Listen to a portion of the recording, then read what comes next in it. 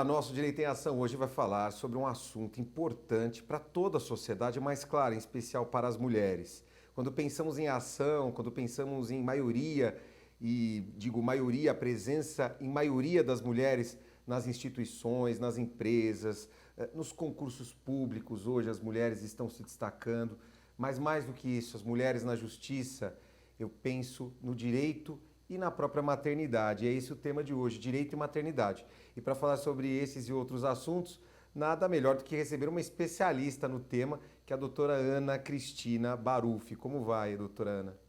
Muito bem, muito obrigada. Tudo bem, doutor Leopoldo? Como está? Agradeço o convite para vir falar sobre direito e maternidade. É um prazer recebê-la, você que é especialista no tema, e eu gostaria já de, em destaque, discutir por que direito e maternidade. Pensando em quem está em casa, os acadêmicos de direito, qual que é essa relação? Por que falar de direito e maternidade, né? Pois bem, quando a gente pensa em direito e maternidade, eu posso enumerar 5 razões. Existiriam outras, mas 5 razões básicas de por que falar de direito e maternidade. Primeiro, porque seria pela própria recomendação da OMS, né? A Organização Mundial da Saúde tem como preceito diminuir a quantidade de mortes maternas e também dos recém-nascidos durante o parto ou após o parto.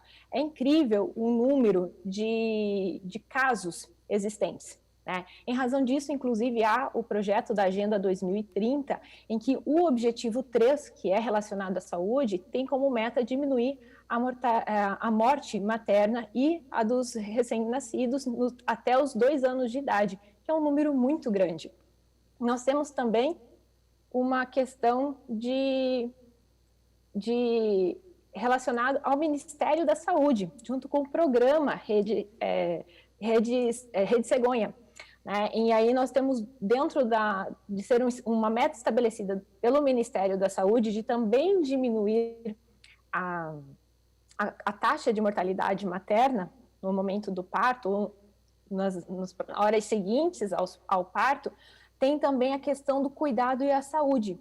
Então, nós temos a saúde como uma forma de proteção da mulher, sendo ela protagonista do seu próprio parto, com um tratamento respeitoso, e pensar em maternidade é pensar em políticas públicas. Já pensou uma sociedade em que não exista a maternidade? Só para entender, qual que é o foco do diálogo? Claro, falamos de direito e maternidade, mas o foco é a mulher, é a criança, porque a palavra maternidade ela nos traz um diálogo aberto e, enfim, de respeito mútuo a ideais de cidadania e tudo mais.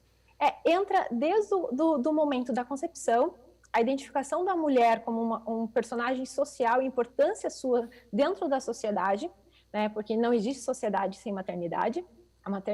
A sociedade só existe por causa da maternidade, e ela tem um momento muito importante, como pela própria constituição da sociedade. Pensando numa sociedade mais envelhecida, o Estado vai ter que criar políticas públicas. É dignidade, é isso, dignidade da pessoa humana. Entra, então, a dignidade do nascituro e o cuidado que precisa ter para o bom desenvolvimento, tanto gestacional e futuro dessa criança, que vai se tornar um cidadão. Então, quando a gente fala em direito e maternidade, dentro da questão também da parentalidade, a gente não verifica só o indivíduo, mas a gente reconhece a importância do indivíduo dentro da sociedade. Deixa eu só, claro, não quero fugir do tema, mas dentro desse tema, você já desenvolve um trabalho em relação ao chamado direito e maternidade. Fala um pouco sobre isso. Até porque eu sei que estamos discutindo o tema, mas você é especialista no tema, já estuda esse tema há muito tempo? Sim, eu dedico o estudo ao tema direito e maternidade desde o próximo nascimento do meu filho. Eu mesmo, quando engravidei, confesso para você que eu enfrentei dificuldades ou desafios na maternidade que me fez reconhecer ou olhar com outros olhos esses desafios enfrentados pela mãe. Desafios como, por exemplo, verificar, conhecer, saber que muitas mães deixaram de ter direito ao salário maternidade por desconhecer a existência desse direito. Ou não ter um tratamento de saúde adequado ou respeitoso e não saber que aquela prática era uma violência obstétrica. Ou mesmo sofrer o preconceito de não ser contratada porque tem um filho pequeno. Então, em razão desses desafios, é que me instigou a olhar essa mãe com outros olhos e como que o direito pode auxiliar essa mãe a ter mais segurança, mais tranquilidade, inclusive ter mais dinheiro, né, pensando num planejamento do salário maternidade, e assim ela ter tranquilidade e segurança. Porque se ela se sente acolhida na sociedade, ela se empodera com a maternidade e vai desenvolver o papel da mãe melhor na sociedade. A gente tem que pensar que a mãe ela constitui um cidadão. Antes de falar dos direitos decorrentes, você acha que, por exemplo, a nossa justiça ela ainda é muito, vamos dizer assim, está muito atrasada com relação a essa abordagem? Também não sei como que o tema é tratado fora do Brasil, mas você acha que no Brasil ainda esse tema poderia ser melhor explorado? Ou as mulheres, acho que melhor especificando, você acha que as mulheres elas deveriam estar mais amparadas pelo nosso poder público, pela nossa justiça? Olha, se a gente for pensar em comparativo com o resto do mundo, em termos, por exemplo, de licença maternidade, nós temos um prazo de licença maternidade muito adequado ou muito razoável. Não vou dizer adequado ainda, porque seria adequado se ele atendesse realmente o mesmo período da licença da amamentação exclusiva, que são em 6 meses, que é hoje a licença maternidade das servidoras públicas e das trabalhadoras de empresa cidadã. Por exemplo, a regra nossa é de 120 dias. Mas nós temos países, por exemplo, que têm 30 dias de licença maternidade, né? 100% pagos pelo governo, mas nós temos 30 dias. Nós temos países, por exemplo, que só paga 62%, ou países que não pagam nada, né? Então, dentro da ideia da proteção materna, o Brasil não deixa atender, mas pode sempre melhorar. Um exemplo seria, por exemplo, aumentar a licença maternidade para 180 dias. E os direitos decorrentes da maternidade, quais são eles para quem está em casa? E eu digo para quem não conhece especificamente a legislação e também para o profissional que muitas vezes estudou o direito, mas não está totalmente focado nesse tema. Quando eu falo de direito decorrente da maternidade, são aqueles direitos que não existiam até então. Então, aquele resultado positivo da gestação faz surgir direitos que não existiam. Exemplo, a estabilidade no trabalho. Né? A estabilidade no trabalho, ele não existia até a confirmação da gestação. A partir da confirmação, você passa a ter estabilidade por até 5 meses após o parto, ou se o seu contrato for por tempo determinado, durante o contrato. Então, eu divido para a questão mais objetiva, assim, de área de atuação, trabalhistas, previdenciários, dentro da sociedade, com prioridade de atendimento. No relacionamento, a gente tem os alimentos gravídicos, né, que muitas mães se encontram desamparadas pelos pais, porque eles acreditam que não são os pais, em razão disso, não reconhecem o filho, ou mesmo mulheres que são abandonadas pelos maridos, pelo simples fato de estarem grávidas. Né? Então, a gente encontra essa realidade. Então, é trabalho, previdência, sociedade, saúde e o relacionamento. E na saúde, principalmente, todo o cuidado do pré-natal, né? O direito da mulher à escolha do seu momento de ser mãe e até a escolha de não querer ser mãe e ser respeitado em razão disso, o direito de ter todos os exames pré-natais necessários, no mínimo 6 consultas, não sofrer violência obstétrica. Hoje o maior medo das mães, né? E principalmente um fato que foi muito pontual na pandemia foi a não autorização da presença do acompanhante, que é um direito da mulher. Muitos hospitais impediram a presença de um acompanhante junto com a mulher no momento do parto. E sendo Aliás, eu acho que o próprio Supremo Tribunal Federal deixou a desejar quando é necessário um olhar mais constitucional. Primeiro, na questão daqueles exames de Covid, que eu achei que o não cumprimento por parte dos convênios, a não cobertura, que eu acho um absurdo. E agora, você comentando sobre essa questão do não acompanhamento dentro dessa questão das mulheres. Eu acho que são situações que trazem um repensar. Eu acho que é para os próximos anos, enfim. Sim, a gente entende o lado médico, de saúde, sanitarização que existia, né? Existe até hoje, mas por outro lado nós temos um direito humano relacionado, né? Uma questão de garantia que garante realmente a mulher de não ser vítima da violência obstétrica. Hoje, realmente, o maior medo. Mas eu digo que hoje, se a gente for destacar já em novembro, finalzinho do ano de 2020, os principais direitos impactados não são muitos da saúde, e sim em relação ao mercado de trabalho. Me fala uma coisa, só para especificar, o que seria essa violência obstétrica? Claro, né? Tem a obstetrícia, aquele procedimento todo que os médicos realizam, mas por que violência obstétrica? Quer dizer, a mãe tem receio de estar no hospital, geralmente na hora bom, enfim, não sei, qual que é a relação? Olha, violência obstétrica é toda vez que a mulher se sentir diminuída, ameaçada, desrespeitada no momento antes do parto, né, no momento pré-natal, no parto e no pós-parto.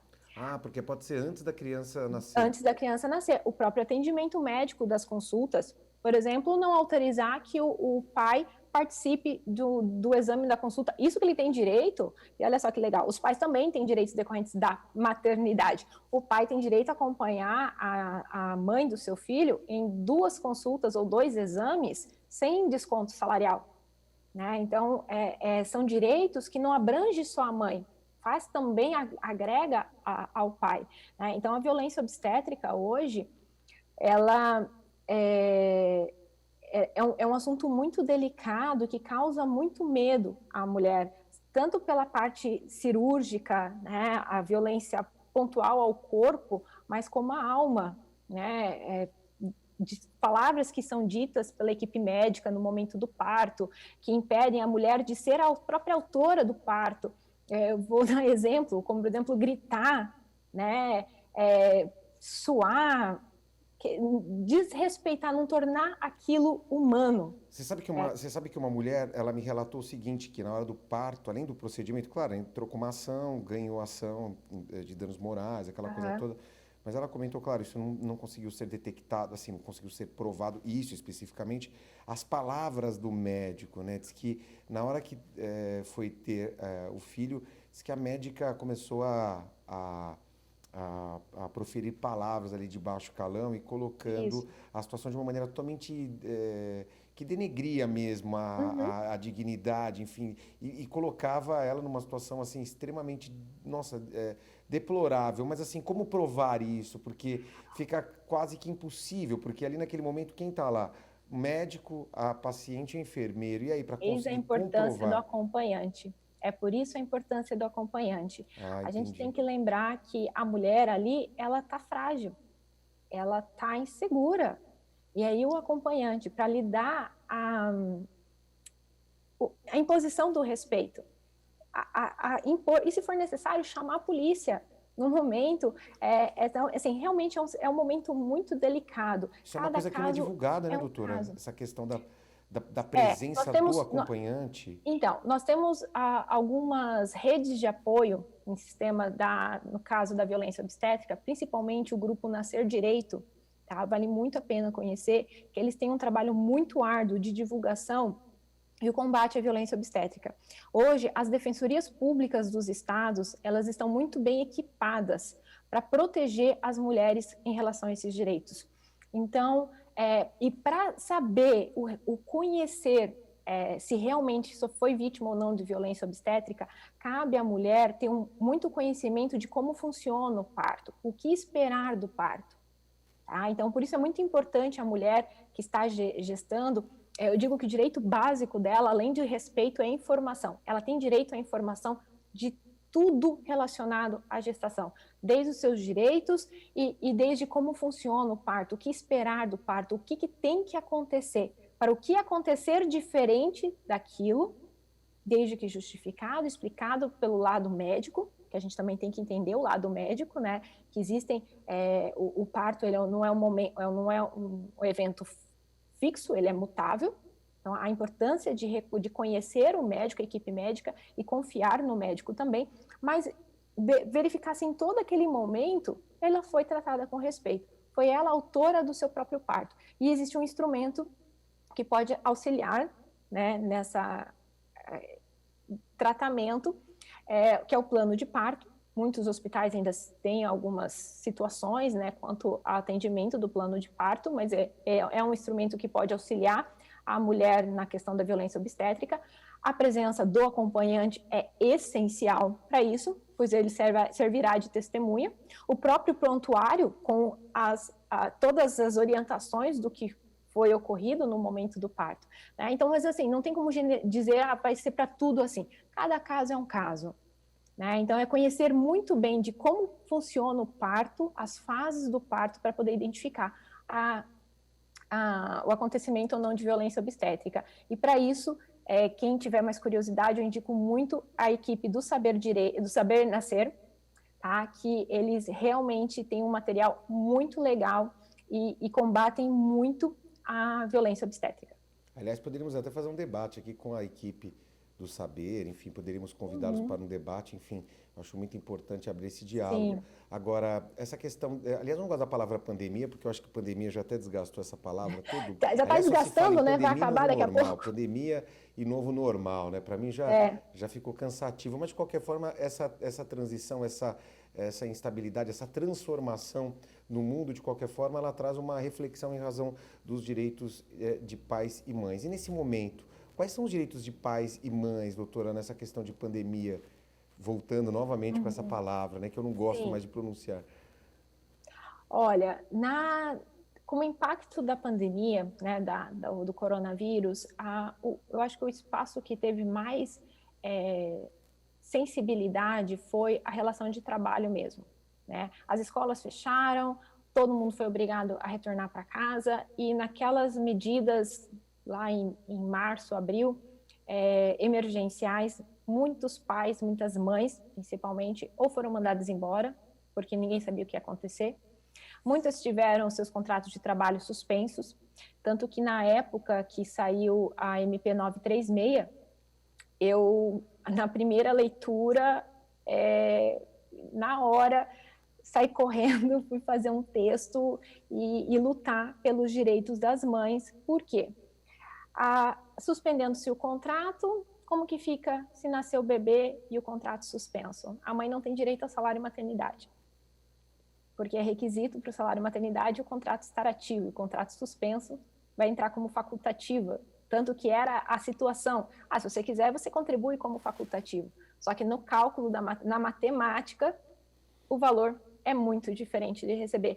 Tanto foi a gente gritar para os quatro cantos que quando foi convertida a lei em lei, a 14.020, constou o artigo que garantiu às mulheres nenhum impacto dos efeitos da MP 936 no recebimento do salário maternidade. Isso gerou uma segurança. Veja como é importante, então, esse diálogo, a busca do resguardado direito com a maternidade, né? Uma medida emergencial ia causar um impacto muito grande para as mães que iriam ter os bebês. E mães em home office agora. Eu acho então, que mas muitas mães... Olha, já que tem home office, não tem problema nenhum, pode trabalhar. Quem tem home office, não.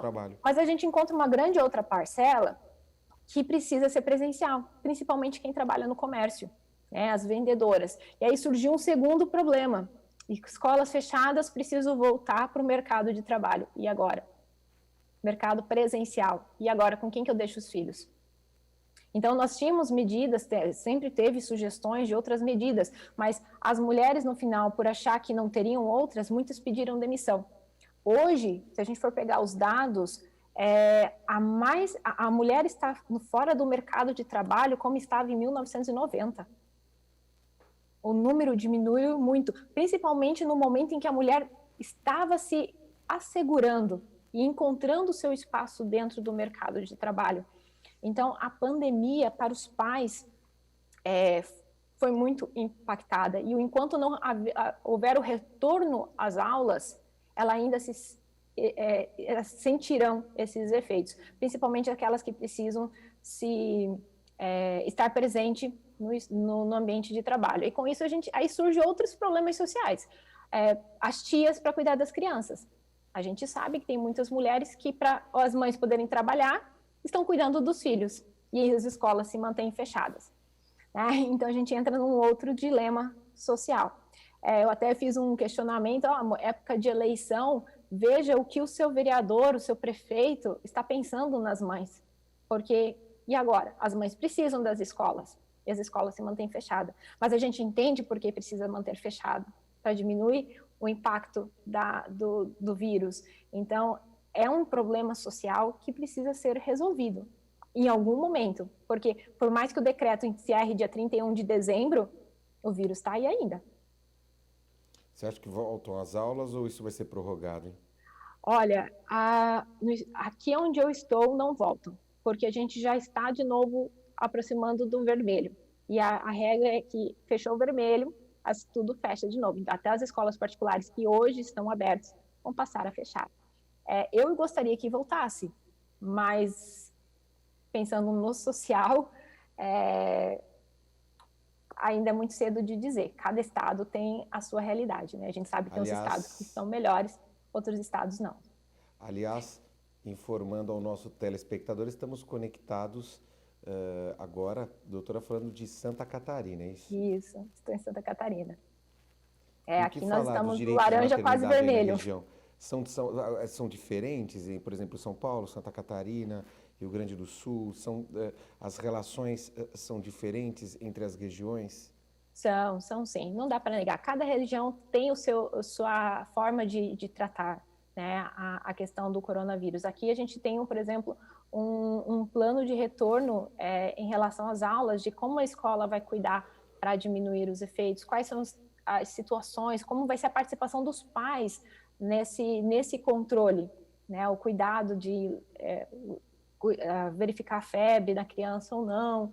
Então, cada região tem o seu cuidado, seja com o mercado, né, como um todo, a visão social, e aí, cada tempo, cada região vai ter as suas medidas. Não tem como, vamos colocar para todo mundo assim. Eu tenho curiosidade de saber como vai ser a partir de 1º de janeiro, onde as medidas não poderão mais ser aplicadas. Ou renova-se, ou vem vacina, ou o que nós vamos fazer. Enquanto isso, a gente está aqui para garantir. Agora, e os direitos das advogadas, propriamente dito? Eu não posso deixar de lembrar Claro. aqui das advogadas. Aliás, as advogadas, pelo menos no estado de São Paulo, são grande maioria na Ordem dos Advogados. Sim. E acredito que em grande parte na OAB como um todo, acho que já é maioria no Conselho Federal, enfim. Mas, na verdade, agora a moda é sempre a valorização da mulher, claro, e é isso, né? Os direitos de igualdade e tudo mais. E os direitos da advogada? Então, as advogadas não são seletistas, né? Então, a forma de cuidado é um pouquinho diferente. Cada seccional, ela possui o seu regramento específico, né? Então, de geral, elas têm a questão da suspensão dos prazos, né, pelo período da licença maternidade, a troca de audiências, se assim desejar. É por escolha, ela tem que fazer esse requerimento, né? Em algumas seccionais, existe, inclusive, um auxílio financeiro para esse período que as advogadas vão estar fora. Tá? Mas eu não sei dizer se são todas as seccionais ainda, tá? Mas um auxílio financeiro, qual seria o valor? Aí depende, é de acordo com as seccionais, né? Eu sei que de Curitiba, por exemplo, se você atender as características, né? A do Paraná, se você atender as características, existe um apoio à mãe advogada, tá? Para esse período. Aliás, nossos cumprimentos aos presidentes de seccionais que possuem essa preocupação com relação à maternidade, aos direitos das advogadas nessa questão primordial, já que pensamos que a maioria das mulheres, pensando maioria são mulheres, mas enfim, pensando a nível de futuro, porque pensar nesses direitos é pensar no futuro do cidadão. Sim, é pensar. E na verdade, hoje a gente ainda não pensa a maternidade como um planejamento. E você pode planejar a sua maternidade. É direito reprodutivo, né, se a gente for pensar. Só que a gente pensa muito, no momento que eu quero ter, mas como planejar? Porque a gente tem os impactos, o próprio salário maternidade, advogado da gestante, né? A mãe advogada, ela tem direito ao salário maternidade desde que ela contribua como contribuinte individual. Sim. E eu sei de colegas que não fazem as contribuições, né? E chega no momento de receber, não tem o direito. Então, a gravidez, a gestação, além de ser um exercício do direito reprodutivo, é muito importante o seu planejar, né? Para poder resguardar em todos os momentos. Bom, enfim, gostaria que deixasse uma mensagem para as mães que estão nos assistindo. Claro, gostaria até de falar mais tempo sobre esse tema. Já está convidada a retornar, porque o tema é muito importante. Muito obrigada. E de qualquer forma, gostaria que deixasse uma mensagem para as mães que estão nos assistindo, sejam elas profissionais do direito ou não, mas são elas que fazem com que a humanidade ela continue. Né? A continuação da humanidade é graças às mamães aí que estão nos assistindo. Deixa uma mensagem para elas, doutora. Oh, minhas mães, queridas mães. Na verdade, vocês desempenham o melhor papel. Vou tentar falar sem me emocionar, porque toda vez que eu tenho que falar de mãe, eu confesso que eu ainda me emociono. E assim, eu tenho certeza que vai acontecer nos próximos anos, até o fim das vidas. A maternidade, ela é muito especial, né? Ela é muito quista e deve ser respeitada. A maternidade veio antes que a sociedade, veio antes que o trabalho. Então, é preciso que um novo olhar sobre a mãe, sobre o pai, em trabalhar o respeito do seu papel e a sua importância na sociedade. É preciso a gente desmistificar um pouco esse mágico mundo da maternidade. Nós somos super mulheres, super mães, damos conta de tudo, mas a gente não pode esquecer do essencial, que é da gente, cuidar do nosso. Aí nesse super materno, a gente acaba se esquecendo. Então, se eu tenho uma dica, conselho, mães, para cuidar do próximo, tem que cuidar da gente. E sem a gente, não tem próximo. Fantástico. Já está convidada a retornar mais vezes para falar sobre esses temas. Continue esse trabalho, eu não posso chamar de campanha, mas esse foco, esse olhar sensível que a doutora tem, que a doutora possui em relação a esse tema, continue, não pare, porque eu acho que isso é muito importante. Claro, muitas mães vão agradecer e todos nós, porque o que seriam de nós sem as nossas mães? Sucesso, doutora. Com certeza. Muito obrigada. Sucesso também para vocês e muito obrigada pela existência do programa. Com certeza está ajudando e informando. A melhor ferramenta da sociedade é a informação. É isso. E o programa Nós Direito em Ação vai ficando por aqui. Agradeço a sua atenção e faça como a nossa convidada, né? Vamos batalhar pelos nossos direitos. E mais do que isso, né? Esse olhar sensível para a sociedade, porque eu acho que isso é muito importante. Vamos acessar lá o direito e maternidade, ficar por dentro de tudo que está acontecendo. Eu mesmo vou acessar e não deixe de seguir o programa Nosso Direito em Ação nas principais redes sociais, enfim. Estamos sempre à disposição para levar a comunicação com ética e, acima de tudo, fazendo cidadania. Até o próximo encontro. Até lá.